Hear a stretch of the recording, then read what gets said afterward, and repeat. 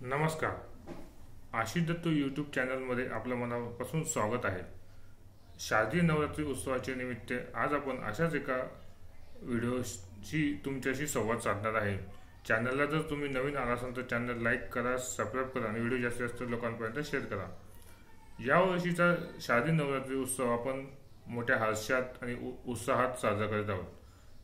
उत्सव नात्याचा सण आनंदाचा या आद्याक्षरांखाली या वर्षीचा शारदीय नवरात्री उत्सव आता अंतिम टप्प्यामध्ये आज पोहोचलेला आहे.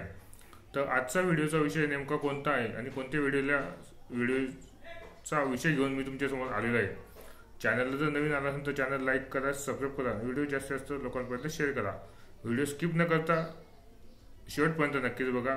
व्हिडिओ अत्यंत उपयुक्त असा व्हिडिओ आहे. तर चला तर मग सुरुवात करूया आजच्या व्हिडिओला. 3.5 शक्तिपीठांपैकी एक अर्धपीठ असलेले वणीची सप्तशृंगी आई म्हणजे वणीच्या गडावर स्थिरावलेली आई सप्तशृंगी मातेची माहिती आजचा हा आपल्या व्हिडिओचा विषय आहे.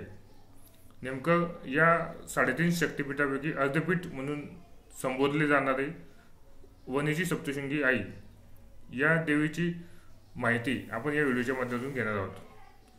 वणीची सप्तशृंगी देवी श्री सप्तशृंगी भगवती हे आद्य स्वयंभू शक्तिपीठ आहे. एकूण 18 हातात विविध अस्त्रे धारण केलेली ही देवी आहे. महालक्ष्मी, महासरस्वती व महाकालीचे त्रिगुणात्मक स्वरूप असे या देवीचे आहे. या देवीचा आकार 11 फूट उंच असून उंची ही 9 फूट रुंद आहे. ही देवी पूर्णमुखी असून डाव्या बाजूला जराशी मान झुकलेली आहे. या देवीची मूर्ती अतिशय आकर्षक व सुंदर आहे. या देवीला नेमके सप्तशृंगी असेच का संबोधले जाते, त्या मागचा इतिहास काय आहे हे आपण या व्हिडिओच्या निमित्ताने जाणून घेऊयात. व्हिडिओ स्किप न करता व्हिडिओ शेवटपर्यंत नक्कीच पहा. सप्त चिरंजीवी ऋषी महर्षी मार्कंडे ऋषींनी लिहिलेल्या दुर्गा सप्तशतीचे श्रवण करत असताना भगवती या शिखरावर ध्यान ऋषी विराजमान झाला.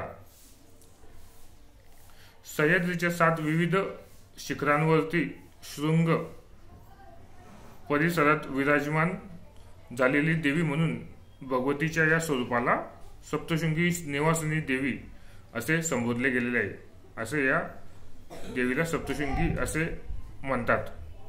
प्रभू रामचंद्र दंड अरण्यातील प्रवासादरम्यान भगवतीचा कृपा आशीर्वाद घेऊन पुढील प्रवासात त्यांनी मार्गक्रमण केलेले आहे असे संदर्भ रामायणात देण्यात आलेला आहे. शिवचरित्रात छत्रपती शिवाजी महाराज सुरतेच्या स्वारी दरम्यान येथील दर्शनाचा संदर्भ काही इतिहासकारांनी नोंदविला आहे. पेशवे आणि अहिल्याबाई होळकर यांनी येथील जलकुंड आणि येथील मंदिराच्या जीर्णोद्धार केल्याचे काही संदर्भ आहेत.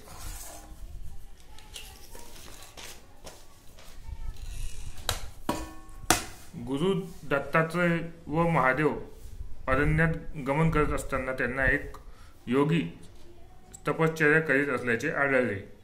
ते तपस्वी दुसरे कोणी नसून मच्छिंद्रनाथ होते.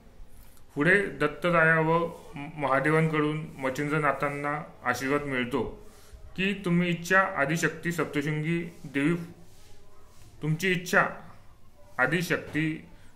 देवी पूर्ण करेल आणि पुढे शाबरी विद्येची खरी सुरुवात सप्तशृंगी गडावरून होते. अशा रीतीने आज आपण 3.5 शक्तिपीठांपैकी अर्धपीठ असलेले वणीची सप्तशृंगी देवीची माहिती आपल्या या यूट्यूब चॅनलवरती पाहिलेली आहे. आपल्या सर्वांना श्री शारदीय नवरात्री उत्सवाच्या हार्दिक शुभेच्छा. सप्तशृंगी माता की जय. या वर्षीचा शारदीय नवरात्री उत्सव आपण विशेष हर्षाने व आनंदाने व जल्लोषात साजरा करत आहोत. चॅनलला जर तुम्ही नवीन आला असाल तर चॅनल लाईक करा, सबस्क्राईब करा, व्हिडिओ जास्तीत जास्त लोकांपर्यंत शेअर करा. आपल्या चॅनलवरती आपण देवीचे विविध